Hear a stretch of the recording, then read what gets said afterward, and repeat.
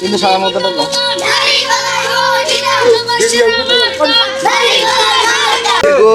17 বছর পরে নির্বাচন এসেছে।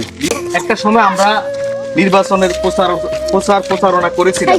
এখন যেহেতু আপনারা করতেছেন, কোমলমতি শিশুরা, আপনারা রাজনীতি সম্পর্কে বুঝেন না, তবুও আপনারা আনন্দ করতেছেন, সেটাই বা অনেক কিছু।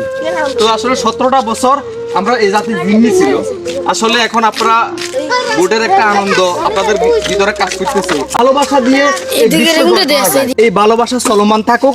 আসলে প্রতিহিংসা করে কোনো লাভ নেই। যার যেটা মন চায় সে সেটা করুক। আসলে ভোট মানে আনন্দ, ভোট মানে হাসি খুশি। এই হাসি খুশি, এই আনন্দ সবার মাঝে বিরাজ করুক। আসলে শিশুদেরকে আমি এদেরকে সেলুট জানাই।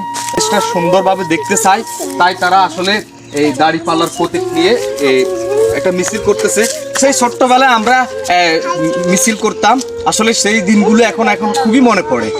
সংসদে যেন বিজয়ের পতাকা উড়ে পথ পথ করে আমাদের এই দেশের, আমরা গর্বিত জাতি, আমরা বাঙালি জাতি, আমরা যেন স্বাধীন জাতি, আমরা যেন এভাবে স্বাধীনতা বজায় রাখতে পারি। আল্লাহ হাফেজ।